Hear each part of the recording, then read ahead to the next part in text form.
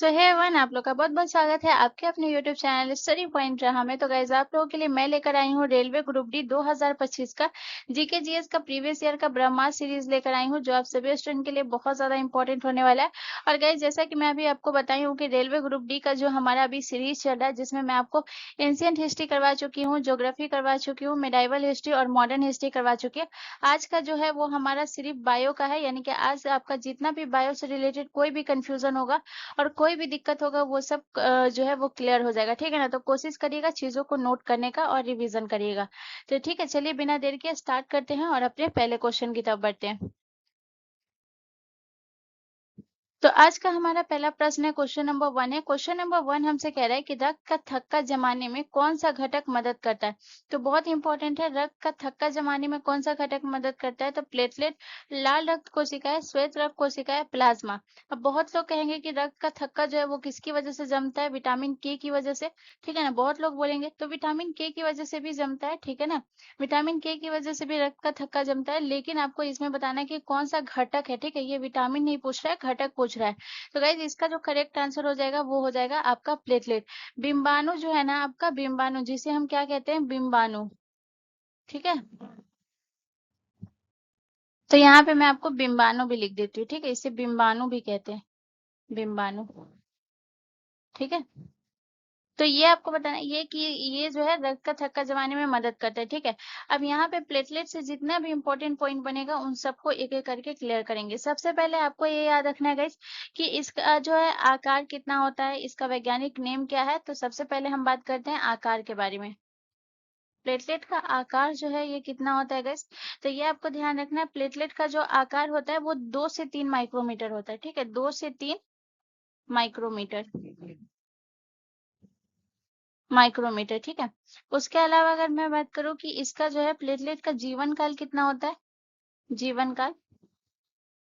जैसे आपने पढ़ा होगा कि लाल रक्त कोशिका का 120 दिन होता है जीवन काल, वैसे ही आपको बताना है बिंबाणु का कितना होता है। तो बिंबाणु को होता है 8 से 12 दिन जो है इसका जीवन काल होता है। ठीक है, इसके अलावा अगर मैं बात करूं कि इसका जो है निर्माण कहाँ होता है, निर्माण। ठीक है, तो प्लेटलेट का निर्माण कहाँ होता है, तो ये आपको ध्यान रखना है। प्लेटलेट का निर्माण जो होता है ये अस्थि मज्जा में होता है। ठीक है ना, अस्थि मज्जा, अस्थि मज्जा। अस्थि मज्जा जिसे हम क्या कहते हैं, अस्थि मज्जा जिसे हम कहते हैं बोन मैरो, बोन मैरो। ठीक है, बोन मैरो कहते हैं। और गाइस याद रखिएगा बोन मैरो में जो है, तो ये पूछा जाता है कि बोन मैरो के कौन से कोशिका में जो है, कभी कभी डीपली प्रश्न पूछ देता है कि बोन मैरो के कौन से कोशिका में जो है ये प्लेटलेट का निर्माण होता है। तो याद रखिएगा अस्थि मज्जा जो कि बोन बोन मैरो में कौन सी कोशिका होती है, मेगा कैरियोसाइटस। ठीक है ना, मेगा मेगा कैरियोसाइटस, मेगा कैरियोसाइटस कोशिका में, अस्थि मज्जा की मेगा कैरियोसाइटिस कोशिका में जो है प्लेटलेट का निर्माण होता है। ये आपको याद रखना है। ठीक है, इसके अलावा मैं आपको बता दूं तो ये आपको याद रखना है कि जो प्लेटलेट में क्या है गाइस, याद रखिएगा प्लेटलेट में नाभिक नहीं होता है। अगर आपसे पूछा जाए, कभी कभी ऑप्शन में देता है कि निम्नलिखित में से किसमें नाभिक होता है, किसमें नाभिक नहीं होता है। तो याद रखिएगा प्लेटलेट में नाभिक नहीं होता है। ठीक है, इसके अलावा अगर मैं बात करूं कि अगर आपको प्लेटलेट की, आपके शरीर में प्लेटलेट की अगर कमी हो जाती है, तो आप प्लेटलेट की कमी से कौन सा रोग होता है इससे याद रखिएगा, प्लेटलेट की कमी से होता है आपका थ्रोम्बोसाइटोपेनिया। ठीक है ना, थ्रोम्बो थ्रोम्बोसाइटो साइटोपेनिया। ठीक है, थ्रोम्बोसाइटोपेनिया। ठीक है, यहाँ पे जो तो ई जो है थोड़ा अच्छे से लिख देती हूँ, थ्रोम्बोसाइटोपेनिया। ठीक है, ये होता है प्लेटलेट की कमी से होता है। ठीक है, इसके अलावा अगर आपसे पूछा जाए कि इसका जो है वैज्ञानिक नेम क्या होता है गाइस, प्लेटलेट का वैज्ञानिक नेम क्या होता है, वैज्ञानिक नाम। ठीक है, तो प्लेटलेट का वैज्ञानिक नाम होता है थ्रोम्बोसाइट, थ्रोम्बो थ्रोम्बोसाइट। ठीक है, ये प्लेटलेट का वैज्ञानिक नेम होता है। इसके अलावा अगर मैं बात करूँ तो आपको याद रखना है गाइस कि ये जो है प्लेटलेट जो है एक स्वस्थ व्यक्ति में जो है ये कितना जो है इसके रक्त में कितना बिंबाणु होता है, तो यहाँ पे इसे भी आपको नोट करना है। नोट करिएगा आप क्या गाइस, याद रखिएगा कि एक स्वस्थ व्यक्ति में जो है 1.5 लाख से लेकर जो है 1.5 लाख से 4 लाख प्रति घन मिलीमीटर, ठीक है ना, 1.5 लाख से 1.5, ठीक है, 1.5 लाख से 4 लाख, 4 लाख प्रति घन मिलीमीटर होता है, मिलीमीटर, ठीक है, मिलीमीटर होता है। तो ये आपको ध्यान रखना है, ठीक है। तो यहाँ पे जितना भी इम्पोर्टेंट पॉइंट है ये आपको लिख लेना है। यहाँ पे जगह नहीं है तो मैं यहाँ पे ये लिख देती हूँ, यहाँ पे जो नाभिक नहीं होता उसके नीचे मैं लिख देती हूँ। इसके नीचे मैं आपको क्या लिख देती हूँ कि अगर आपसे पूछा जाए कि ये जो है रक्त का थक्का जमाने में जो है कौन सा खनिज मदद करता है, तो याद रखिएगा कैल्शियम आयन, ठीक है ना। तो यहाँ पे आपको याद रखना है जो कैल्शियम आयन है, नोट कर लीजिएगा इसको, ठीक है।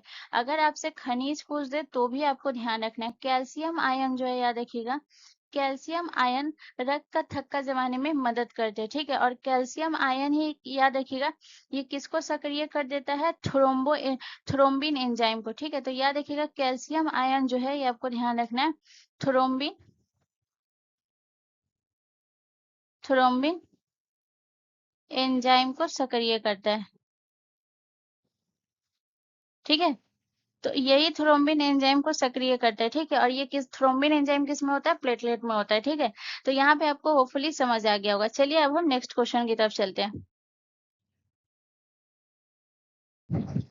अगला क्वेश्चन हमारा क्वेश्चन नंबर 2 है गाइस। क्वेश्चन नंबर 2 कह रहा है कि हार्मोन शब्द का नामकरण किसने किया था। तो हार्मोन शब्द का नामकरण हेनरी स्टार्लिंग ने किया था, रॉबर्ट ने किया था, ब्राउन पोर्टर ने किया था, या फिर फ्रांसिस क्रिक ने किया था। तो गाइस इसका जो करेक्ट आंसर है वो है ऑप्शन ए हमारा करेक्ट आंसर हो जाएगा।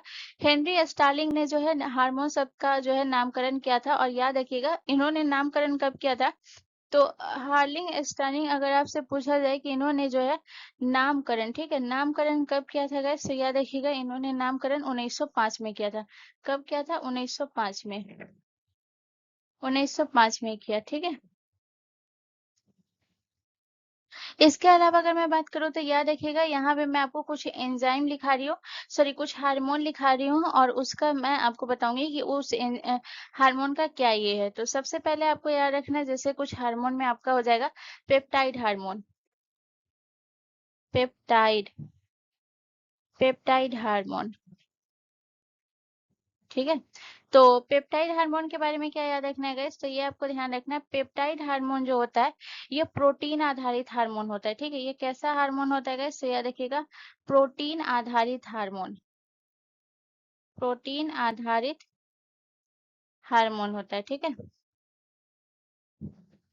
इसके अलावा अगर मैं बात करूँ दूसरा आपका कौन सा हार्मोन होता है गाइस, तो ये आपको ध्यान रखना है पहला पेप्टाइड हार्मोन, दूसरा आपको याद रखना है guys lipid hormone, lipid hormone. तो लिपिड हार्मोन का जो है याद रखिएगा लिपिड हार्मोन कैसा हार्मोन होता है गाइस, तो ये आपको ध्यान रखना है लिपिड हार्मोन जो होता है ये फैटी एसिड से बनते हैं, ठीक है। तो लिपिड हार्मोन किससे बनते हैं गाइस, तो याद रखिएगा फैटी एसिड से, फैटी, फैटी एसिड से बनते हैं, ठीक है। इसके अलावा अगर मैं बात करूँ और आपका कौन सा हार्मोन हो गया, एक हो गया आपका गाइस याद रखिएगा स्टेरॉइड हार्मोन, ठीक है ना। एक कौन सा हो गया, स्टेरॉइड, स्टेरॉइड, स्टेरॉइड हार्मोन, ठीक है। तो इस हार्मोन के बारे में आपको क्या याद रखना है गाइस, स्टेरॉइड हार्मोन जो होता है गाइस ये आपको ध्यान रखना है ये आपका जो है ये कोलेस्ट्रॉल आधारित हार्मोन होता है, ठीक है ना। तो याद रखिएगा ये जो है आपका कैसा होता है, कोलेस्ट्रॉल, कोलेस्ट्रॉल,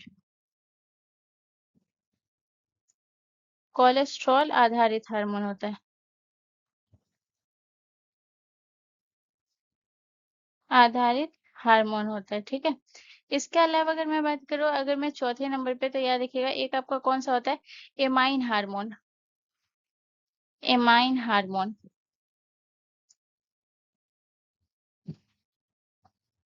तो एमाइन हार्मोन जो है ये कैसा हार्मोन होता है गाइस, इससे आपको ध्यान रखना है, ये होता है, ये हार्मोन जो है एमिनो एसिड से बनते हैं, ठीक है। तो याद रखिएगा, अगर आपसे पूछा जाए कि अमीनो एसिड से कौन सा हार्मोन बनता है गाइस, तो याद रखिएगा एमाइन हार्मोन, ठीक है ना।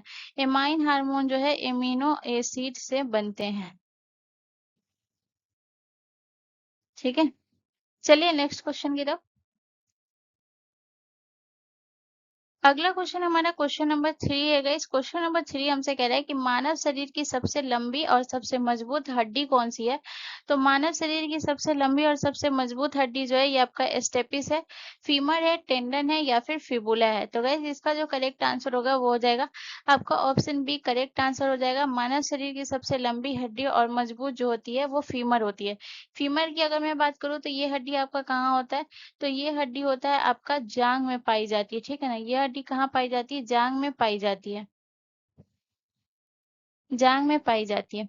अभी मैं आपको बताऊं तो जैसे कि अगर मैं बताती हूँ यहाँ पे, जैसे कि ये मान लेते हैं कि ये आपका लेग हो गया, ठीक है। अभी मैं सिर्फ समझाने के लिए ये एग्जाम्पल के तौर पे, ठीक है ना, एग्जाम्पल के तौर पे इसे हम इसका लेग बना देते हैं, ठीक है ना। तो ये हो गया लेग, ठीक है। तो ये आदमी का लेग लग ही नहीं रहा है, ठीक है, समझाने के लिए मैं तो ये जो आपका यहाँ पे जो जांग पे जो ये हड्डी पाई जाती है ना, इसी हड्डी को हम क्या कहते हैं, इसी हड्डी को हम फीमर कहते हैं, ठीक है।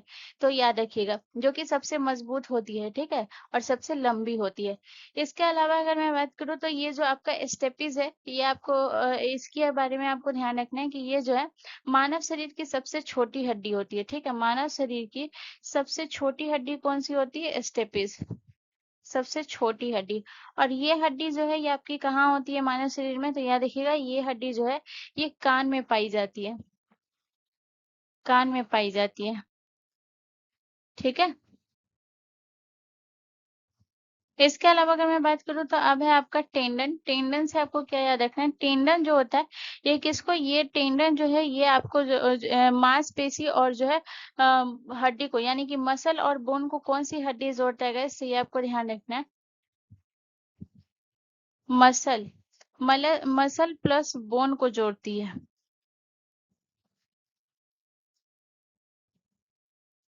बोन को जोड़ती है, ठीक है। इसके अलावा अगर मैं बात करूँ जो आपका फिबुला है गाइस, फिबुला से आपको याद रखना है ये जो है शरीर की सबसे पतली हड्डी होती है, ठीक है। तो ये भी याद रखिएगा, अगर आपसे पूछा जाए शरीर की सबसे पतली हड्डी कौन सी होती है, शरीर की सबसे पतली हड्डी, तो ये होती है फिबुला, ठीक है।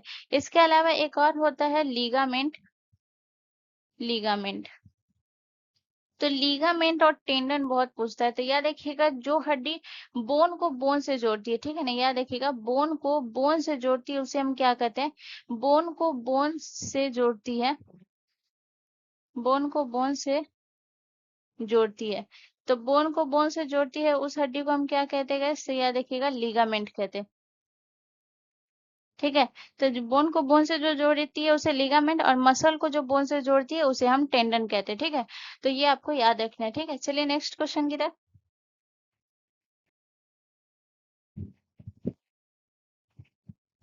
अगला क्वेश्चन हमारा क्वेश्चन नंबर 4 है गाइस। क्वेश्चन नंबर 4 हमसे कह रहा है कि रेटिना में कौन सी कोशिकाएं कम रोशनी में देखने में मदद करती है।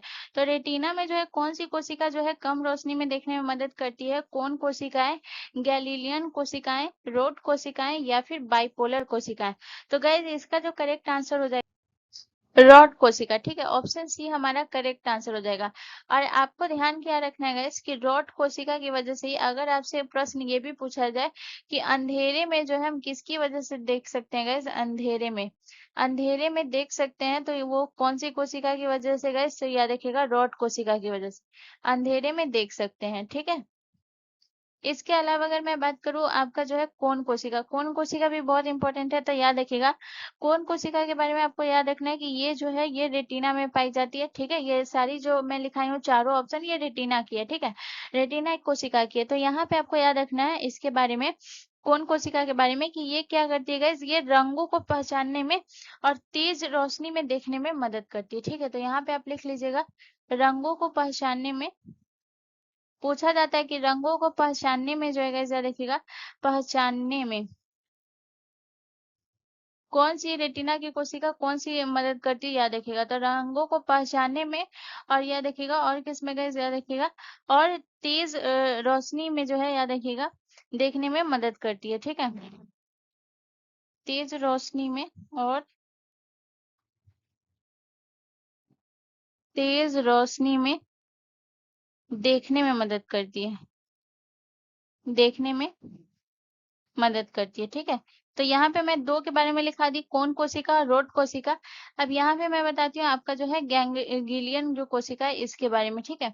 तो इसके बारे में आपको क्या याद रखना है, ये जो कोशिका होती है गाइस, ये आपको ध्यान रखना है, ये तंत्रिका कोशिका होती है, ठीक है ना। ये देखिए रेटिना में पाई जाने वाली जो है, ये रेटिना में पाई जाने वाली अंतिम परत होती है, पहले ये लिखिए, ठीक है। रेटिना में पाई, क्योंकि ये भी पूछा जाता है, रेटिना में पाई जाने वाली अंतिम परत होती है,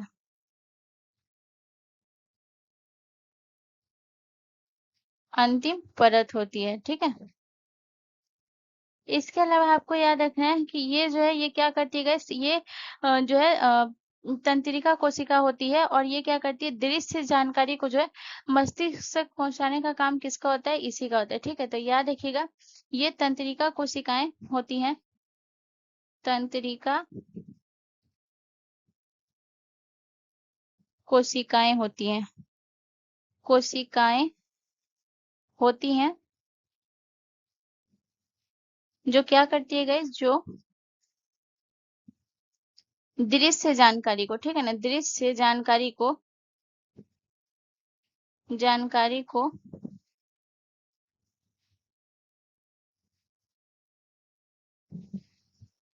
मस्तिष्क तक, ठीक है ना, मस्तिष्क तक पहुंचाने का कार्य करती है, ठीक है। मैं यहाँ पे पूरा क्लियरली लिख दी हूँ, ठीक है ना, पहुंचाने का कार्य करती है। मैं चाहूँ तो ये नहीं भी लिख सकती थी, लेकिन मैं चाह रही थी कि जब आप नोट बनाए तो आपको पूरा क्लियर रहे, इसमें कोई दिक्कत ना हो। और एक होता है आपका बाइपोलर, बाइपोलर से आपको क्या याद रखना है, जो बाइपोलर होता है, ये जो होता है गाइस, इसका काम क्या होता है, ये जो रोड कोशिका होती है, ठीक है ना, रोड कोशिका होती है और कोन कोशिका होती है, ये क्या करती है, उनसे जो संकेत लेकर किसे किसे देती है गाइस, गैलियन कोशिका को देती है, ठीक है। तो याद रखिएगा ये जो है आपको ध्यान रखना है, रोड कोशिका, रोड और कोन, रोड और कोन कोशिका,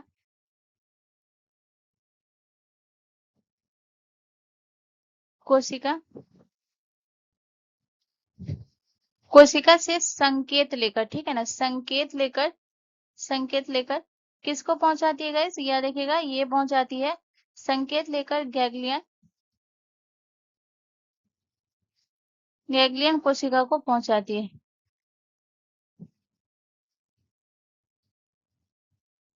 पहुंचाती है, ठीक है। तो यहाँ पे आपको जो है रेटिना की सभी कोशिका के बारे में मैंने लिखा दिया, इसे आप नोट कर लीजिएगा, ठीक है। चलिए नेक्स्ट क्वेश्चन की तरफ।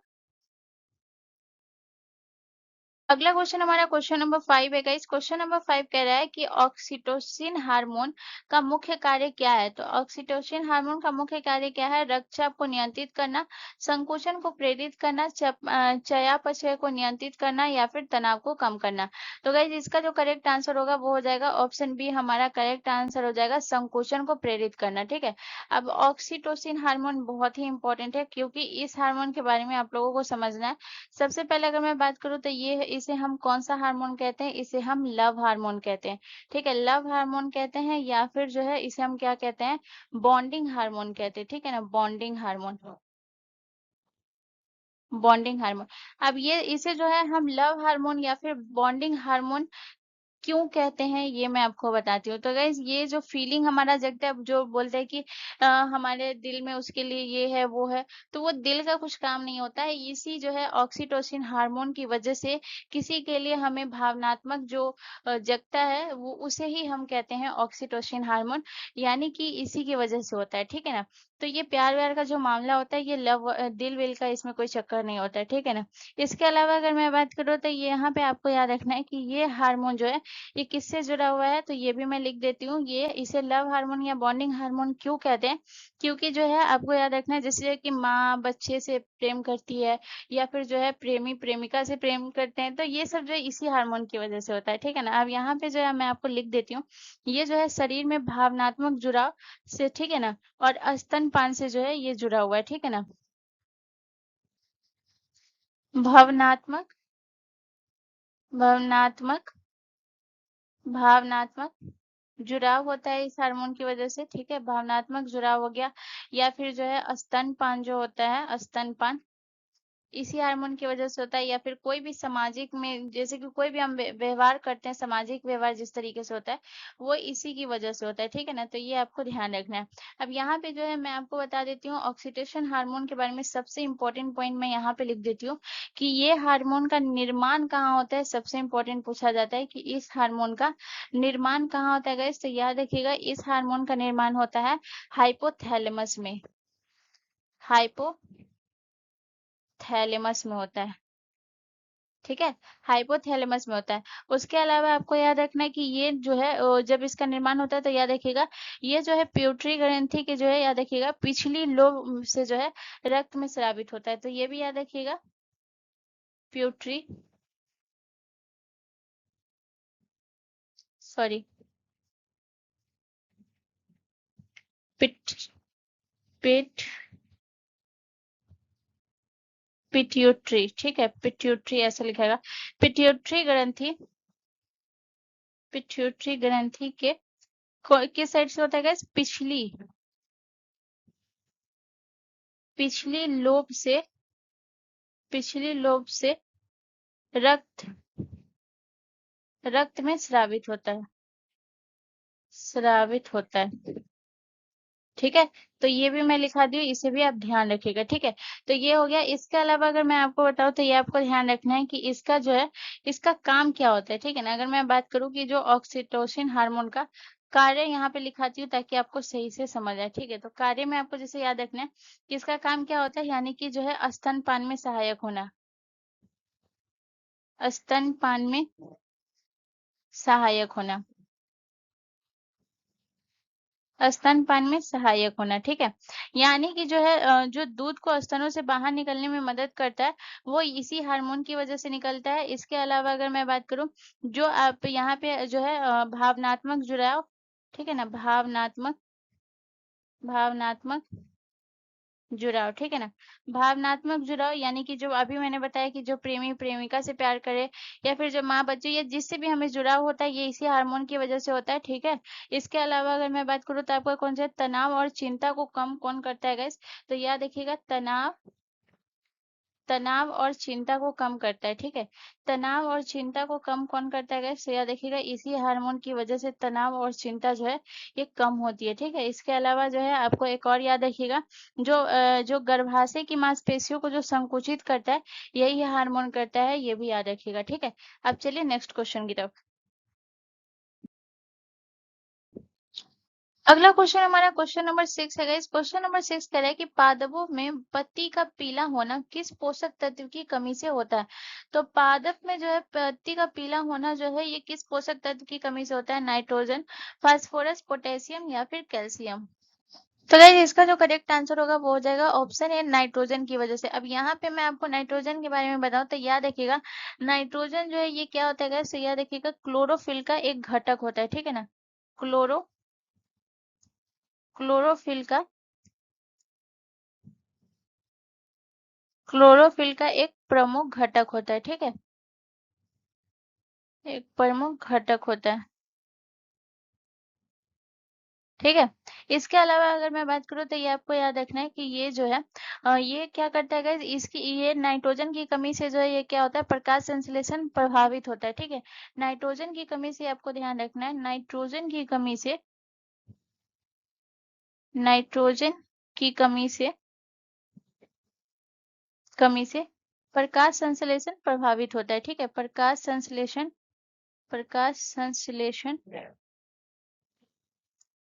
प्रभावित होता है, ठीक है।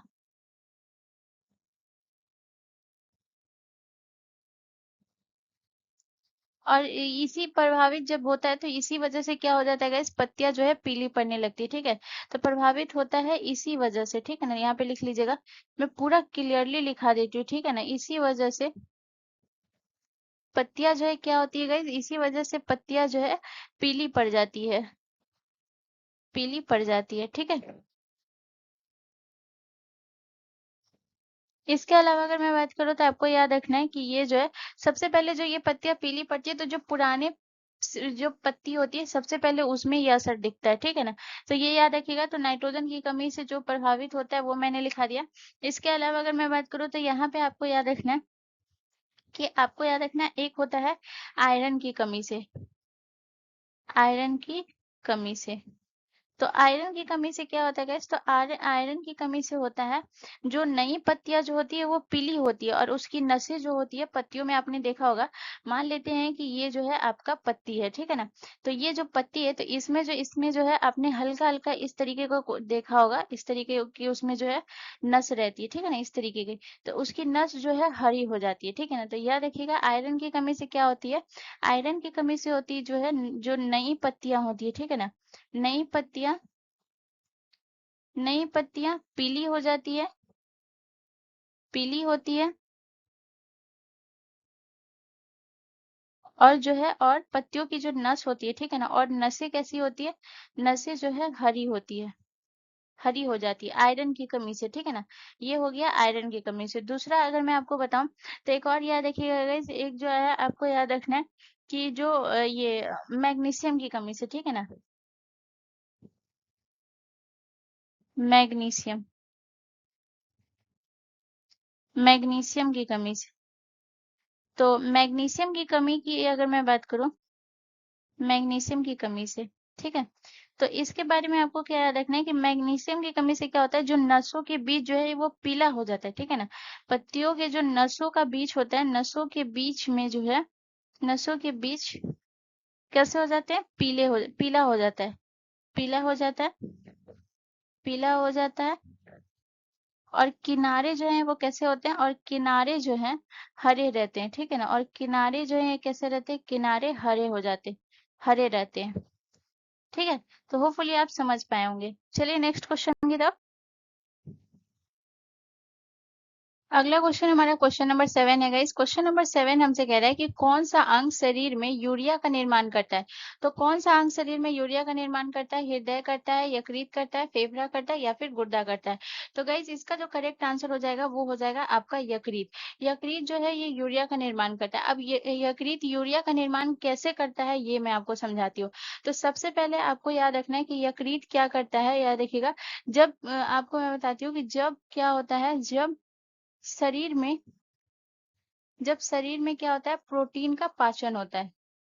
जब शरीर में प्रोटीन का पाचन होता है,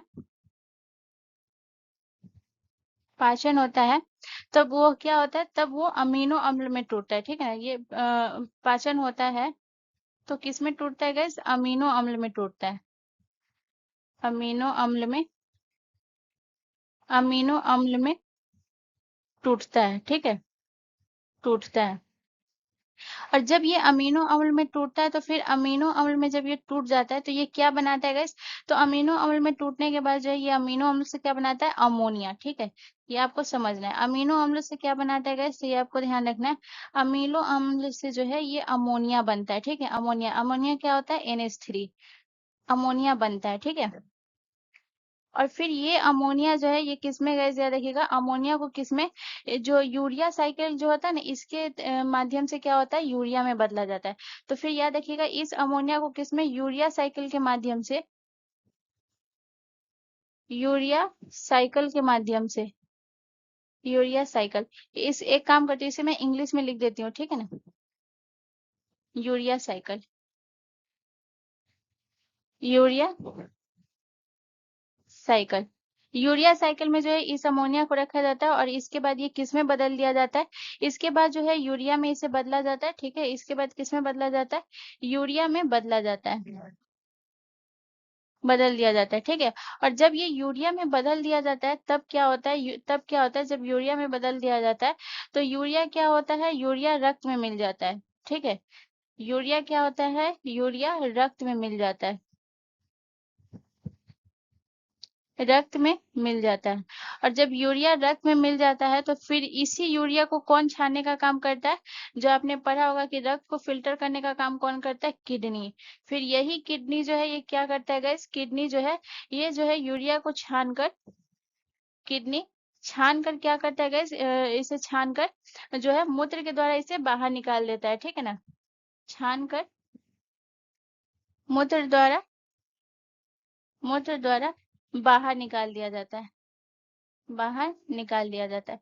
तो होपफुली आप समझ गए होंगे कि इसका कार्य किस तरीके से होता है। सिर्फ यही पढ़ने से नहीं होता है कि यूरिया का निर्माण के आपको पता होना चाहिए कि कैसे क्या होता है। इस तरीके से पढ़ेंगे ना तो आपको चीजें याद भी रहेगी, ठीक है? चलिए नेक्स्ट क्वेश्चन की तरफ। अगला क्वेश्चन हमारा क्वेश्चन नंबर 8 है गाइस। क्वेश्चन नंबर 8 कह रहा है कि कौन सी हड्डी मानव खोपड़ी का हिस्सा नहीं है?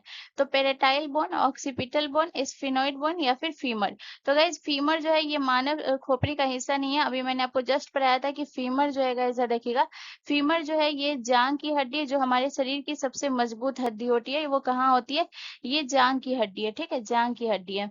इसके अलावा अगर मैं बात करूँ तो यहाँ पे आपको याद रखना है कि यहाँ पे अगर मैं बात करूँ कि खोपड़ी में जो है कुल हड्डियां कितनी होती है? कुल हड्डियां, तो खोपड़ी में कुल हड्डियां कितनी होती है गाइस? तो ये होता है 22 होता है, ठीक है? 22 होता है, जिसमें से अगर मैं बात करूँ कपाल की हड्डी कितनी होती है? जिसमें से कपाल, कपाल की हड्डी, कपाल की हड्डी जो होती है वो होता है 8, ठीक है ना? कपाल की हड्डी कितनी होती है? 8 होती है। और चेहरे की हड्डी कितनी होती है? चेहरे की हड्डी, तो चेहरे की हड्डी कितनी होती है गाइस? तो चेहरे की हड्डी होती है ये आपका होता है 14। तो टोटल इसको करेंगे तो कितना हो जाएगा? 22 हड्डी हो जाएगा। अब यहाँ पे कपाल की हड्डी से इतना ज्यादा प्रश्न एग्जाम में रहता है, तो हम यहाँ पे देखेंगे कपाल की हड्डी, ठीक है? कपाल की हड्डी, तो एक एक करके मैं नाम लिखाऊंगी।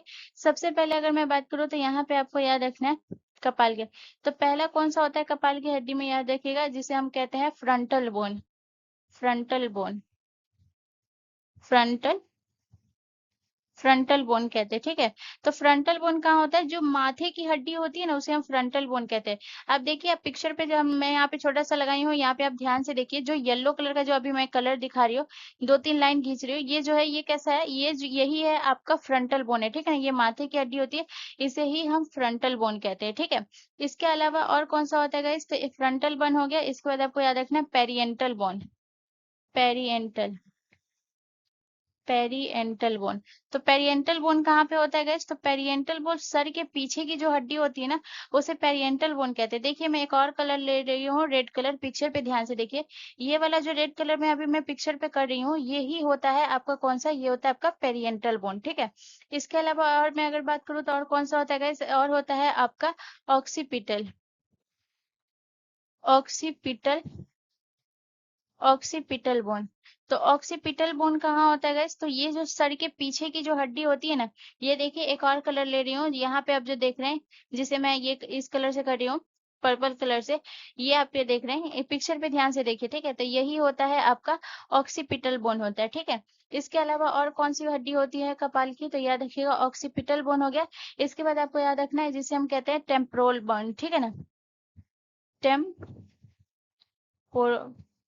बोन।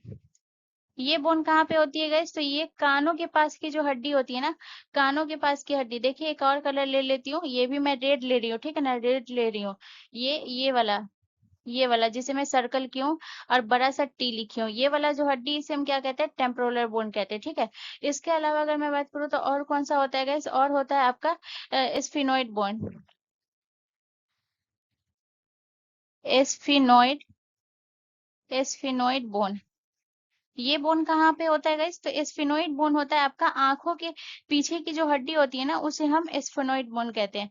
आंखों के पीछे की हड्डी जिसे हम एस्फिनोइड, देखिए मैं ग्रीन कलर ले रही हूँ और पिक्चर पे देखिए, ये वाला जो बोन है गाइस, ये जो ग्रीन कलर का ये वाला बोन जो है आप देख रहे हैं, जिसको मैं गोल कर रही हूँ, ये बोन आपका एस्फिनोइड बोन होता है, ठीक है? ये जस्ट यहाँ पे ये आंख हो गया, इसके पीछे हो गया, ठीक है? तो ये आंख के पीछे की हड्डी हो गई, इसे हम एस्फिनोइड बोन कहते हैं, ठीक है? इसके अलावा और कौन सा बोन होता है गाइस? एस्फिनोइड बोन हो गया। इसके अलावा आपको याद रखना है एक और है आपका, जिसे हम कहते हैं ethmoid bone, bone, ethmoid, ethmoid bone. तो ये हड्डी कहाँ पे होती है गाइस? तो एथेमोइड जो नाक और जो है नाक और आंखों के बीच की जो हड्डी होती है ना, नाक और आंखों के जो बीच की हड्डी होती है, वो आपका हो गया। इसमें मैं नहीं समझा पाऊंगी, आप बस समझ जाइएगा। नाक और आंख के जो बीच की हड्डी हो जाएगी, उसे हम कह जाएंगे कहेंगे एथेमोइड बोन, ठीक है। तो ये आपको ध्यान रखना है। अब यहाँ पे मैं चेहरे की हड्डी नहीं लिखा पाऊंगी, यहाँ पे जगह ही नहीं है, ठीक है। चलिए नेक्स्ट क्वेश्चन की तरफ। तो अगला क्वेश्चन हमारा क्वेश्चन नंबर 9 है। गाइस मैं यहाँ पे आपको बता दूं कि अभी मैंने जो चेहरे की हड्डी नहीं लिखाई है, तो चेहरे की हड्डी से उतना प्रश्न रहता भी नहीं है। सबसे ज्यादा प्रश्न आपको जो है वो कपाल की हड्डी से बहुत बार एग्जाम में आपको जो है प्रश्न देखने को मिला है, ठीक है ना। तो इसीलिए मैंने वो लिखाया है। इसके अलावा चलिए अब हम ये हमारा अगला क्वेश्चन क्या कह रहा है। तो अगला क्वेश्चन कह रहा है कि साइटोप्लाज्म में कौन सा तंतु कोशिका को आकार देता है। तो साइटोप्लाज्म में कौन सा तंतु है जो कोशिका को आकार देता है? राइबोसोम देता है, या फिर जो है साइटोस्केलेटन देता है, या फिर जो है न्यूक्लियोलस देता है, या फिर एंडोप्लाज्मिक रेटिकुलम देता है। तो गाइज इसका जो करेक्ट आंसर हो जाएगा वो हो जाएगा आपका जो है ये जो है साइटोस्केलेटन जो है, ये आपको ध्यान रखना है। ये जो है प्रोटीन के तंतु को जो है आकार भी देता है और मजबूती भी देता है। तो ये कौन देता है? तो ऑप्शन बी हमारा करेक्ट आंसर हो जाएगा। इसका काम क्या होता है गाइज? ये जो है ये क्या करता है? आकार भी देता है, आकार और मजबूती दोनों देता है। आकार और मजबूती दोनों प्रदान करता है, ठीक है। तो यहाँ पे जो है आपको याद रखना है। तो सबसे पहले हम साइटोप्लाज्म के बारे में बात करेंगे। तो साइटोप्लाज्म के बारे में आपको याद रखना है कि इसे जो है याद रखिएगा, इसे कोशिका द्रव्य भी कहा जाता है, ठीक है। याद रखिएगा इसे क्या कहा जाता है? कोशिका द्रव्य कहा जाता है, ठीक है। इसके अलावा आपको याद रखना है कि यहाँ पे पूछा जाता है कि जो इस कोशिका के जो अंदर जो है एक क्या पाया जाता है? एक जेली तरल पदार्थ पाया जाता है, ठीक है ना। जेली जैसा जो है क्या पाया जाता है इसके अंदर जो है? साइटोप्लाज्म के कोशिका के अंदर जो है याद रखिएगा जेली जैसा तरल पदार्थ पाया जाता है। जेली जैसा, जेली जैसा तरल पदार्थ पाया जाता है, ठीक है। तरल पदार्थ पाया जाता है। और यही जो है पूछा जाता है कि जो साइटोप्लाज्म की कोशिका के अंदर जो है जेली जैसा तरल पदार्थ पाया जाता है, वो कहाँ पाया जाता है? ये एक बार एग्जाम में पूछा गया था। तो याद रखिएगा ये तरल जैसा जो पदार्थ जो पाया जाता है, ये केंद्रक और कोशिका झिल्ली के बीच में स्थित होता है, ठीक है। तो याद रखिएगा ये कहाँ होता है गाइस? याद रखिएगा ये केंद्रक, केंद्रक और कोशिका झिल्ली, केंद्रक और कोशिका झिल्ली, केंद्रक और कोशिका झिल्ली के बीच में स्थित होता है, ठीक है। बीच में स्थित होता है, ठीक है। तो ये आपको याद रखना है। इसके अलावा अगर मैं बात करूं तो ये आपको ध्यान रखना है कि ये जो है आपका साइटोप्लाज्म। तो साइटोप्लाज्म का जो है ये कार्य क्या होता है? अगर आपसे पूछे कि साइटोप्लाज्म का कार्य क्या होता है, तो ये आपको ध्यान रखना है। साइटोप्लाज्म का कार्य होता है ये जो है कोशिकांगों को क्या करता है? स्थिरता और जो है समर्थन प्रदान करता है, ठीक है। ये आपको ध्यान रखना है। तो ये क्या करता है गाइस? तो ये पूछा जाता है कोशिकांगों, कौन सा जो है आपको बताना है कि कौन सा जो है कोशिकांगों को स्थिरता, स्थिरता और समर्थन प्रदान करता है, और समर्थन प्रदान करता है। तो वो कौन करता है? साइटोप्लाज्म करता है, ठीक है। चलिए नेक्स्ट क्वेश्चन की तरफ। अगला क्वेश्चन हमारा क्वेश्चन नंबर 10 है गाइस। क्वेश्चन नंबर 10 हमसे कह रहा है कि कौन सा जंतु सबसे बड़ा स्तनधारी है। तो सबसे बड़ा स्तनधारी कौन सा है गाइस? तो गैंडा है, हाथी है, ब्लू व्हेल है, या फिर जिराफ है। तो गाइस इसका जो करेक्ट आंसर होगा वो हो जाएगा ऑप्शन सी। ब्लू व्हेल जो है याद रखिएगा, स्तनधारी में सबसे बड़ा स्तनधारी कौन सा हो गया? ब्लू व्हेल हो गया, ठीक है। याद रखिएगा ये दुनिया का सबसे बड़ा स्तनधारी जीव है। ब्लू व्हेल की अगर मैं बात करूँ तो यहाँ पे आपको याद रखना है कि ये दुनिया का सबसे बड़ा, दुनिया का सबसे बड़ा स्तनधारी जीव है। स्तनधारी, दुनिया का सबसे बड़ा स्तनधारी जीव है, ठीक है। इसके अलावा अगर मैं बात करूँ तो यहाँ पे आपको मैं कुछ ब्लू व्हेल के बारे में कुछ इंपॉर्टेंट पॉइंट सब लिखाऊंगी। जैसे अगर आपको यहाँ पे अगर मैं बताऊं कि इसकी जो है लंबाई कितनी होती है गाइज, इसकी लंबाई, ब्लू व्हेल की इसकी लंबाई कितनी होती है? ब्लू व्हेल की तो इसकी लंबाई जो होती है वो होता है 30 मीटर, ठीक है ना। कितना लंबाई होता है? 30 मीटर। और वहीं अगर हम बात करें गाइस कि इसका वजन कितना होता है, ब्लू व्हेल की अगर मैं बात करूं कि इसका वजन कितना होता है गाइस, तो इसका वजन जो होता है वो होता है लगभग जो है 180 टन होता है, ठीक है ना। लगभग कितना होता है? लगभग 180 टन इसका वजन होता है ब्लू व्हेल का, ठीक है। और याद रखिएगा ये जो है अपने बच्चों को जो है दूध पिलाती है,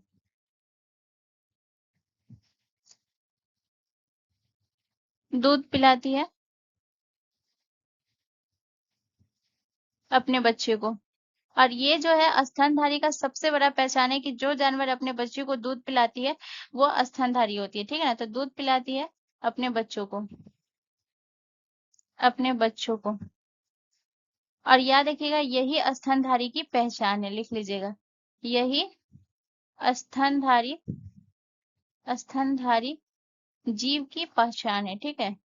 जीव की पहचान है। इसके अलावा एक और मैं आपको बताऊं तो पूछा जाता है कि जो है एकमात्र उड़ने वाला स्तनधारी कौन सा है, तो याद रखिएगा चमगादड़। चमगादड़। चमगादड़ जो है कैसा है गाइस, तो याद रखिएगा चमगादड़ जो है एकमात्र उड़ने वाला स्तनधारी, एकमात्र उड़ने वाला, उड़ने वाला स्तनधारी है, स्तनधारी जीव है, ठीक है। तो ये आपको याद रखना है, तो ये पूछा जाता है। तो यहाँ पे आपको जितना भी लिखा है नोट कर लीजिएगा। और याद रखिएगा ये ब्लू व्हेल जो है ये आपका जो है, याद रखिएगा ये जो है आप, बहुत लोगों को लगता है कि ब्लू व्हेल मछली है, तो याद रखिएगा ब्लू व्हेल जो है ये मछली नहीं है, ठीक है ना। ये भी आपको ध्यान रखना है। ब्लू व्हेल जो होता है ये मछली नहीं होता है। बहुत लोगों को लगता है कि ये मछली होता है, मछली नहीं होती है ब्लू व्हेल, ठीक है ना। ब्लू व्हेल जो है एक समुद्री स्तनधारी है, ठीक है ना, मछली नहीं होती है, ठीक है। ब्लू व्हेल क्या है गाइस, ब्लू व्हेल एक समुद्री स्तनधारी है, ये याद रखिएगा, ठीक है। चलिए नेक्स्ट क्वेश्चन की तरफ। अगला क्वेश्चन हमारा क्वेश्चन नंबर 11 है गाइस। क्वेश्चन नंबर 11 हमसे कह रहा है कि मेलाटोनिन हार्मोन का स्राव किस ग्रंथि द्वारा होता है, तो प्यूटरी ग्रंथि द्वारा होता है, पिनियल ग्रंथि द्वारा होता है, अधिवृक्क ग्रंथि द्वारा, या फिर थायराइड ग्रंथि द्वारा। तो गाइस इसका जो करेक्ट आंसर होगा वो हो जाएगा ऑप्शन बी, ठीक है ना, पिनियल ग्रंथि के द्वारा। अब यहाँ पे अगर मैं बात करूँ तो पिनियल ग्रंथि जो है ये किसका उत्पादन करता है, ये करता है मेलाटोनिन हार्मोन का, ठीक है ना। मेलाटोनिन हार्मोन का उत्पादन करता है। और इस हार्मोन का काम क्या होता है गाइस, ये जो मेलाटोनिन हार्मोन है ये होता है जो नींद जागरण चक्र होता है ना उसको नियंत्रित करता है, ठीक है। नींद,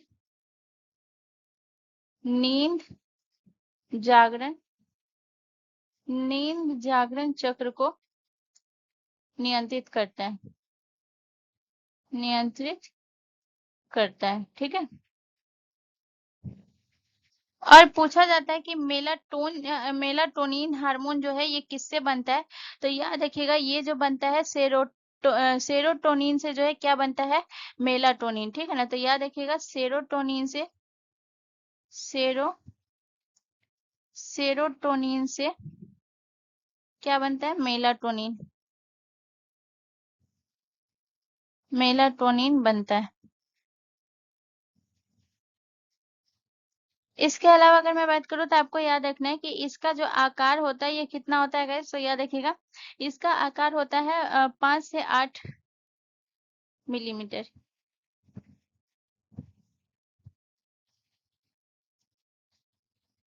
5 से 8, ठीक है।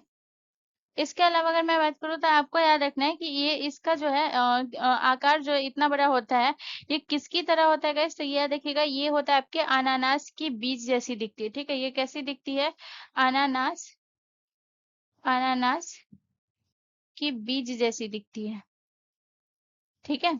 इसके अलावा आपको याद रखना है कि जो आपका पीनियल ग्रंथि है गाइस, पीनियल ग्रंथि को क्या कहा जाता है ये भी याद रखिएगा। तो अगर आपसे पूछा जाए कि जैविक घड़ी या फिर जो है तीसरी आंख किसे कहा जाता है गाइस, तो याद रखिएगा तीसरी आंख, तीसरी आंख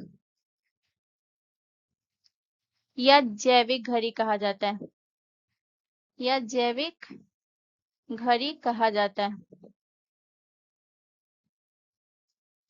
ठीक है। चलिए नेक्स्ट क्वेश्चन की तरफ। अगला अगला क्वेश्चन हमारा क्वेश्चन नंबर 12 है गाइस। क्वेश्चन नंबर 12 कह रहा है कि पारिस्थितिकी तंत्र में ऊर्जा का प्रवाह किस दिशा में होता है? तो उत्पादक से उपभोक्ता तक होता है, उपभोक्ता से उत्पादक तक होता है, अपघटक से उत्पादक तक होता है, या फिर शिकार से उत्पादक तक। तो गाइस इसका जो करेक्ट आंसर है वो है ऑप्शन ए, हमारा करेक्ट आंसर हो जाएगा उत्पादक से उपभोक्ता तक। उत्पादक से उपभोक्ता तक जो है, तो सबसे पहले हम इसे क्रम में देखेंगे कि ये कैसे होता है। तो सबसे पहले जो वो आएगा वो आपका कौन सा हो जाएगा? सबसे पहले आपका हो जाएगा उत्पादक। उत्पादक में आपका कौन सा हो गया? जैसे कि आपका घास हो गया, ठीक है। और दूसरे पे आपका कौन सा होता है? दूसरा होता है आपका प्राथमिक उपभोक्ता। प्राथमिक उपभोक्ता, ठीक है। उसके अलावा तीसरा जो है ये आपका कौन सा आएगा? तीसरा जो आएगा ये आपका द्वितीय उपभोक्ता होगा। द्वितीय उपभोक्ता, ठीक है। इसके अलावा जो है चौथा आपका कौन सा हो जाएगा? द्वितीय उपभोक्ता। चौथा आपका हो जाएगा तृतीय उपभोक्ता।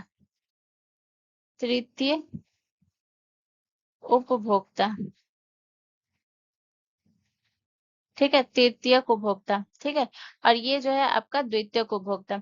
और इसके अलावा आपका कौन सा आ जाता है? इसके अलावा जो आ जाता है आपका अपघटक। अपघटक, अपघटक आपका क्या होता है? जैसे कि आपका बैक्टीरिया और कवक होता है। अपघटक जैसे समझ रहे, जैसे आपका क्या हो गया? जैसे आपका हो गया कवक। कवक हो गया या फिर बैक्टीरिया हो गया, ठीक है। तो ये क्रम वाइज है। चलिए नेक्स्ट क्वेश्चन की तरफ। अगला क्वेश्चन हमारा क्वेश्चन नंबर 13 है गाइस। क्वेश्चन नंबर 13 हमसे कह रहा है कि कौन सा आंख का कौन सा भाग प्रकाश को फोकस करने में मदद करता है? तो आंख का कौन सा भाग है जो प्रकाश को फोकस करने में मदद करता है? रेटिना, कॉर्निया और लेंस, पुतली, या फिर उपयुक्त सभी। तो गाइज इसका जो करेक्ट आंसर होगा वो हो जाएगा ऑप्शन बी, हमारा करेक्ट आंसर हो जाएगा कॉर्निया और लेंस, ठीक है। ये जो है आपको याद रखना है, ये फोकस करने में मदद करता है। अब यहाँ पे जो है सबसे पहले हम बात करेंगे कॉर्निया के बारे में बात करेंगे, उसके बाद मैं आपको लेंस के बारे में बताऊंगी। तो सबसे पहले कॉर्निया पे आते हैं। तो कॉर्निया के बारे में आपको क्या याद रखना है गाइस? याद रखिएगा ये आंख की जो है सबसे बाहरी परत होती है। आंख की आंख की सबसे बाहरी परत, सबसे बाहरी परत होती है। बाहरी और याद रखिएगा पारदर्शी होती है, ठीक है ना। बाहरी और पारदर्शी होती है। पारदर्शी, पारदर्शी परत होती है, ठीक है। इसके अलावा आपको याद रखना है कि ये जो है आपको याद रखना है ये क्या करती है? सबसे पहले जो है याद रखिएगा प्रकाश को सबसे पहले मोड़ती कौन है? तो यही मोड़ती है, और जो है ये रेटिना को क्या करती है? निर्देश देती है। और याद रखिएगा ये जो क्या करते हैं आंख का जो है कुल रिफ्लेक्टिव पावर, ठीक है ना। कुल रिफ्लेक्टिव पावर का लगभग 17% भाग जो है वो कौन देता है? कॉर्निया देता है, ठीक है। तो याद रखिएगा ये जो है आपको याद रखना है आंख की कुल रिफ्लेक्टिव पावर, जिसे हम क्या कहते हैं? अपवर्तन शक्ति। अपवर्तन अपवर्तन शक्ति को क्या कहते हैं? रिफ्लेक्टिव पावर, ठीक है ना। अपवर्तन शक्ति का लगभग कितना गैस? लगभग 70% जो है ये कहाँ से प्राप्त होता है? कॉर्निया से। कहाँ से प्राप्त होता है? कॉर्निया से होता है, ठीक है। ये आपको याद रखना है। इसके अलावा जो है अब हम ये कॉर्निया के बारे में हो गया, अब हम थोड़ा लेंस के बारे में समझ लेते हैं। तो लेंस के बारे में आपको क्या याद रखना है? इस लेंस के बारे में आपको याद रखना है कि ये जो है कॉर्निया के पीछे स्थित होता है, ठीक है ना। लेंस आपका कहाँ होता है गाइस? तो ये कॉर्निया के जस्ट पीछे होता है। कॉर्निया के पीछे स्थित होता है, पीछे स्थित होता है, ठीक है। स्थित होता है। और याद रखिएगा ये जो है पारदर्शी और लचीला भी होता है। लेंस जो है ये आपका कैसा होता है? लेंस जो है ये पारदर्शी भी होता है, पारदर्शी और लचीला होता है। पारदर्शी और लचीला होता है, ठीक है। तो ये भी आपको याद रखना है। चलिए अब हम नेक्स्ट क्वेश्चन की तरफ चलते हैं। अगला क्वेश्चन हमारा क्वेश्चन नंबर 14 है गाइस। क्वेश्चन नंबर 14 हमसे कह रहा है कि पोलियो रोग किस अंग को प्रभावित करता है? तो पोलियो रोग जो है ये कौन सी अंग को प्रभावित करता है? कान को, छोटी आंत को, तंत्रिका तंत्र को, या फिर यकृत को।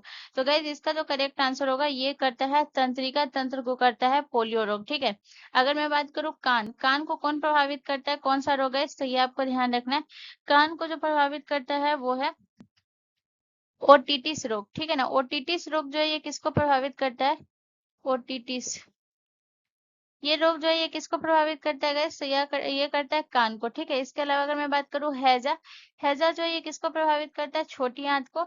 इसके अलावा अगर मैं बात करूँ यकृत जो प्रभावित करता है, ये कौन से रोग से जो है यकृत प्रभावित होता है गाइस? तो यह देखिएगा पीलिया रोग से, ठीक है ना। पीलिया रोग से जो है आपको ध्यान रखना है, पीलिया रोग से यकृत प्रभावित होता है, ठीक है। तो ये आपको ध्यान रखना है। अब यहाँ पे जो है मैं कुछ और रोग के नाम लिखाऊंगी, जैसे कि अगर मैं बात करूँ तो आपको याद रखना है जो आपका ल्यूकेमिया होता है, ठीक है ना। ल्यूकेमिया, ल्यूकेमिया, जो ल्यूकेमिया होता है ये बहुत बार एग्जाम में पूछा गया है।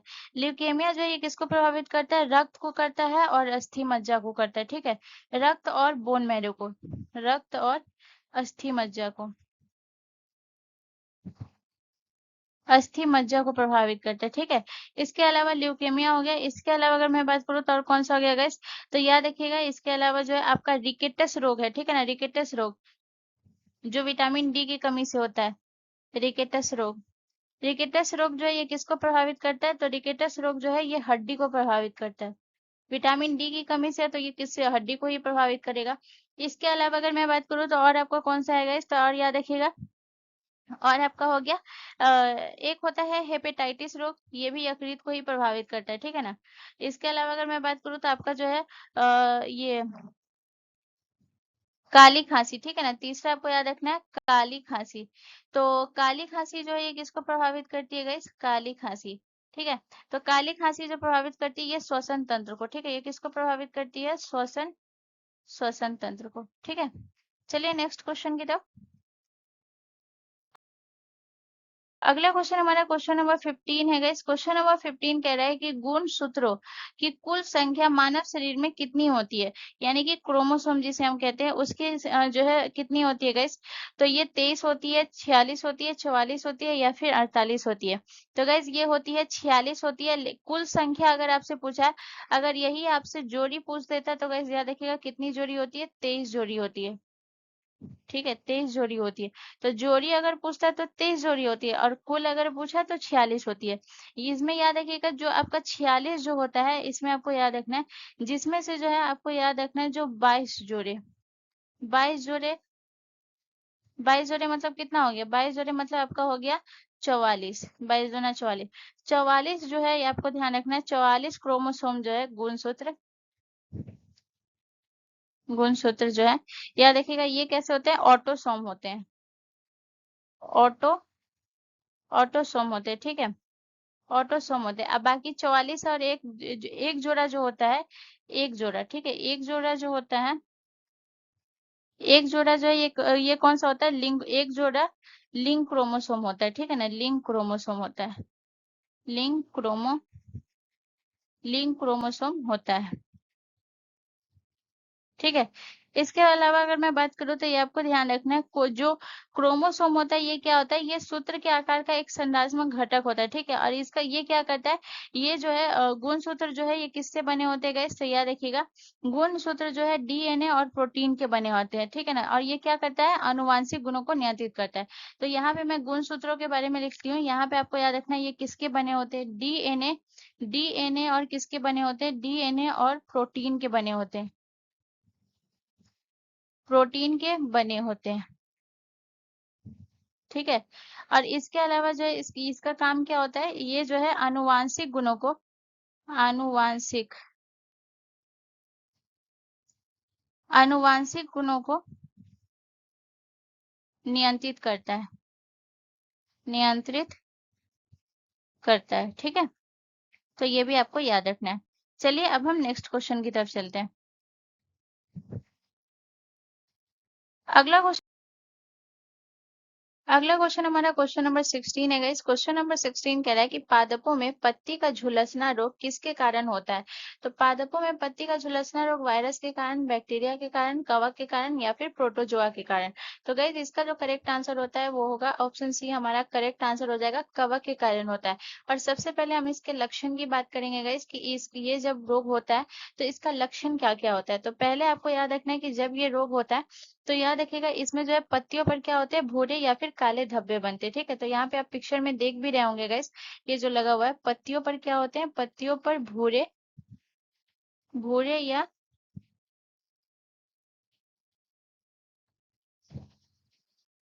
काले धब्बे बनते हैं। ठीक है, ये इसके लक्षण है। इसके अलावा जो है पहला लक्षण ये है, इसके अलावा दूसरा अगर मैं बात करूँ तो दूसरा क्या है, ये जो है पत्तियों का जो है पीला पड़ने लगता है। ठीक है, और किनारे जो है वो सूखने लगते हैं। ठीक है ना, तो याद रखिएगा पत्तियां जो होती हैं, पत्तियां पीली पड़ने लगती है, पीली पड़ने लगती है, पड़ने लगती है, और किनारे सूखने लगते हैं, और किनारे सूखने लगते हैं। गैस ये स्टेटमेंट में देकर प्रश्न पूछते हैं, इसीलिए आपको याद रखना है किनारे सूखने लगते हैं। ठीक है, पूछ सकते हैं कि किस रोग का लक्षण है पत्तियों को पीला पड़ना और किनारे किनारे सूखने जो लगते हैं वो कौन सी रोग की वजह से होता है। तो ये सब आपको याद रखना है। और जब इसका जब गंभीर स्थिति जो जब ये लास्ट स्टेज पे पहुंच जाता है, लास्ट स्टेज पे पहुंचता है, तब ये कैसा हो जाता है, जब ये लास्ट स्टेज पे पहुंचता है तो जो पत्तियां जो होती है वो पूरी तरीके से नष्ट हो जाती है। ठीक है, तो याद रखिएगा पत्तियां पूरी तरह पूरी तरह नष्ट हो जाती है। ठीक है, चलिए, नष्ट हो जाती है। ठीक है, चलिए नेक्स्ट क्वेश्चन की तरफ चलते हैं हम। अगला क्वेश्चन हमारा क्वेश्चन नंबर 17 है गाइस। क्वेश्चन नंबर 17 कह रहा है कि कोशिका में अपशिष्ट पदार्थों को नष्ट करने का कार्य कौन करता है। तो कोशिका में अपशिष्ट पदार्थों को नष्ट करने का काम राइबोसोम, लाइसोसोम, गोल्जी बॉडी या फिर माइटोकॉन्ड्रिया। तो गाइस इसका जो करेक्ट आंसर होगा वो हो जाएगा लाइसोसोम करता है। ठीक है ना, ऑप्शन बी हमारा करेक्ट आंसर हो जाएगा। ठीक है, लाइसोसोम की अगर हम बात करें गाइस तो याद रखिएगा इसे लाइसोसोम को हम क्या कहते हैं, कोशिका की आत्मघाती थैली कहते हैं। ठीक है ना, आत्मघाती थैली, आत्मघाती आत्मघाती थैली कहते हैं।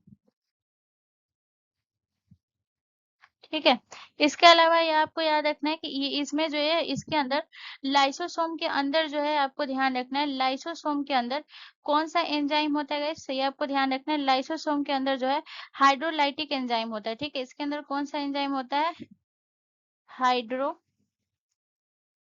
हाइड्रोलाइटिक हाइड्रोलाइटिक एंजाइम होता है, एंजाइम होता है। ठीक है,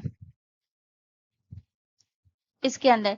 इसके अलावा आपको याद रखना है कि जो ये क्या करता है, जो प्रोटीन, वसा और कार्बोहाइड्रेट को क्या करता है, ये तोड़ता है। ठीक है, और इसके अलावा अगर मैं बात करूं कि इसका पीएच जो है ये कितना होता है, इसका पीएच कितना होता है, तो याद रखिएगा इसका पीएच होता है 4.5 से 5.0। ठीक है, और याद रखिएगा लाइसोसोम की जो है गाइस, याद रखिएगा खोज किसने की थी, तो लाइसोसोम की खोज की थी डी डुवे ने, डी डुवे ने खोज की थी। और कब की थी गाइस, तो याद रखिएगा डी डुवे ने 1955 में, ठीक है 1955 में लाइसोसोम की खोज की थी। ठीक है, तो ये भी आपको ध्यान रखना है। चलिए नेक्स्ट क्वेश्चन की तरफ। अगला क्वेश्चन हमारा क्वेश्चन नंबर 18 है गाइस। क्वेश्चन नंबर 18 कह रहा है कि रक्त का रंग लाल क्यों होता है। तो रक्त का रंग लाल जो है वो हीमोग्लोबिन के कारण, प्लाज्मा के कारण, प्लेटलेट्स के कारण या फिर श्वेत रक्त कोशिका के कारण। तो गाइस इसका जो करेक्ट आंसर होगा वो हो जाएगा ऑप्शन ए, हीमोग्लोबिन के कारण जो है ये रक्त का रंग लाल दिखता है। और याद रखिएगा ये जो है आपको याद रखना है लाल रक्त कोशिकाओं में जो है ये आपका जो है पाया जाता है आरबीसी में। ठीक है ना, और ये जो है हीमोग्लोबिन आपका किस में पाया जाता है गाइस, तो आरबीसी, आरबीसी यानी कि लाल रक्त कोशिका में पाया जाता है,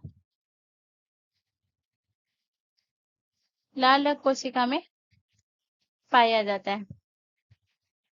ठीक है, इसके अलावा अगर मैं बात करूं तो इसका जो है ये क्या करता है, शरीर में जो है ऑक्सीजन का परिवहन करता है। ठीक है, ये क्या करता है गाइस, याद रखिएगा शरीर में ऑक्सीजन का परिवहन करता है, ऑक्सीजन का ऑक्सीजन का परिवहन करता है, परिवहन करता है। ठीक है, तो ये आपको याद रखना है। अब यहाँ पे अगर मैं बात करूँ तो ये जो है आपको याद रखना है कि हीमोग्लोबिन जो होता है गाइस दो चीजों से मिलकर बना होता है। ठीक है, तो ये आपको ध्यान रखना है, हीमोग्लोबिन हीमोग्लोबिन दो चीजों से मिलकर बना होता है, दो चीजों से मिलकर मिलकर बना होता है। ठीक है, और ये किससे किससे मिलकर बना होता है, तो याद रखिएगा ये बना होता है हीमोटिन और जो है ग्लोबिन से मिलकर। ठीक है ना, ये किससे मिलकर बना होता है गाइस, याद रखिएगा हीमोटिन, हीमोटिन और किससे मिलकर गाइस, ग्लोबिन, ग्लोबिन। ठीक है, ये दो चीजों से मिलकर बनता है, ठीक है ना। और याद रखिएगा हीमोटीन क्या करता है, ये जो है इसके कारण जो है रक्त का रंग लाल होता है, और ग्लोबिन के कारण जो है ये प्रोटीन होता है जो ऑक्सीजन यानी कि CO2 को जो है शरीर के विभिन्न भागों तक ले जाने का कार्य करता है। ठीक है, तो ये दोनों का काम ये है। ठीक है, तो समझ गए होंगे। चलिए नेक्स्ट क्वेश्चन की तरफ। अगला क्वेश्चन हमारा क्वेश्चन नंबर 19 है गाइस। क्वेश्चन नंबर 19 हमसे कह रहा है कि पौधों में जल का परिवहन किस ऊतक द्वारा होता है।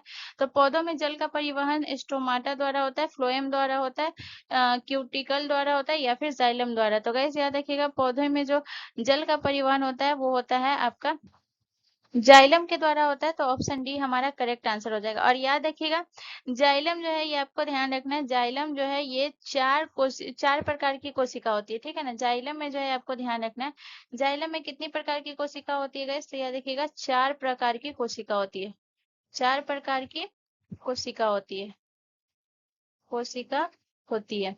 अब वो चार प्रकार की कोशिका कौन कौन सी होती है गाइस। तो पहला आपको याद रखना है कौन सा हो गया, जाइलम, जाइलम वाहिकाएं। ठीक है, जाइलम वाहिकाएं। ठीक है, इसके अलावा दूसरा कौन सा होता है, दूसरा होता है ट्रैकिडस, ट्रैकिडस। ठीक है, और तीसरा आपका जाइलम तंतु, जाइलम, जाइलम तंतु होता है। ठीक है, और पांचवा चौथा आपका कौन सा होता है गाइस। तो चौथा आपका होता है जाइलम मुद्दतक। ठीक है ना, मेरुदूतक, जाइलम मेरुदूतक। ठीक है, अब इसका काम क्या होता है, जो आपका जाइलम वाहिकाएं होती है ये क्या होता है, जल को ऊपर की ओर ले जाती है। ठीक है ना, ये किसका काम होता है, ट्रेडिकस का काम होता है कि जो जल परिवहन होता है वो इसको क्या करता है, यांत्रिक समर्थन प्रदान करती है। ठीक है, ट्रेडिकस। और जो जाइलम तंतु होती है ये पौधे को मजबूती देता है, और जो आपका जाइलम मृदुतक होता है ये आपको जल और पोषक तत्वों का, इसको जो है भंडारण कहते हैं। ठीक है ना, तो आप समझ गए होंगे। चलिए नेक्स्ट क्वेश्चन की तरफ। अगला क्वेश्चन हमारा क्वेश्चन नंबर 20 है गाइस। क्वेश्चन नंबर 20 कह रहा है कि हड्डियों का निर्माण करने वाली कोशिकाओं को क्या कहा जाता है। तो हड्डियों का निर्माण करने वाली कोशिका को फाइब्रोब्लास्ट कहा जाता है, कोन्ड्रोसाइट कहा जाता है, ऑस्टियोक्लास्ट कहा जाता है, या ऑस्टियोब्लास्ट कहा जाता है। तो गाइस याद रखिएगा, इसे कहा जाता है ऑस्टियोब्लास्ट। ऑप्शन डी हमारा करेक्ट आंसर हो जाएगा। और याद रखिएगा ये जो है कहाँ पाई जाती है गाइस ऑस्टियोब्लास्ट। तो ये आपको ध्यान रखना है, ये हड्डी की सतह पर पाई जाती है। ठीक है, तो ये याद रखिएगा, हड्डी की सतह पर पाई जाती है। ठीक है, हड्डी की सतह पर पाई जाती है, पाई जाती है। और याद रखिएगा, जहां जो है आपको याद रखना है नई हड्डी बनी होती है। ठीक है ना, ये भी आपको ध्यान रखना है। तो गाइस आज का आपका जो सेशन है ये यहीं कंप्लीट होता है। और हाँ, मैं आपको एक चीज और बता देती हूँ कि जो ऑस्टियोब्लास्ट जो है ये आपको ध्यान रखना है, ये क्या करती है, कैल्शियम और फास्फोरेट को जमा करके जो है हड्डी को कठोर बनाती है। तो ये भी लिख लीजिएगा, ये मैं भूल गई थी, लिख लीजिएगा, ये क्या करती है, ऑस्टियोब्लास्ट जो है ये क्या करती है गाइस। तो याद रखिएगा, ये कैल्शियम और फास्फेट को, ठीक है ना, कैल्शियम और फॉस्फेट को फॉस्फेट को जमा करती है। ठीक है ना, जमा करके क्या करती है, जमा करके हड्डी को कठोर बनाती है, हड्डी को कठोर। ठीक है, हड्डी को कठोर बनाती है। तो ये भी याद रखिएगा। ठीक है, तो गाइज आज का आपका सेशन यही कंप्लीट होता है। यहाँ से रिलेटेड कोई भी कंफ्यूजन, कोई भी दिक्कत है, आप मुझसे कमेंट करके पूछ सकते हैं, मैं उसका जरूर रिप्लाई करूंगी। एंड मोस्ट इंपॉर्टेंट चीज गाइज, प्लीज प्लीज अगर ये वीडियो आपके लिए थोड़ा सा भी इन्फॉर्मेटिव था तो प्लीज चैनल को जरूर सब्सक्राइब कर ले एंड बेल आइकन पे जरूर क्लिक कर ले। मिलते हैं नेक्स्ट वीडियो में। जय हिंद।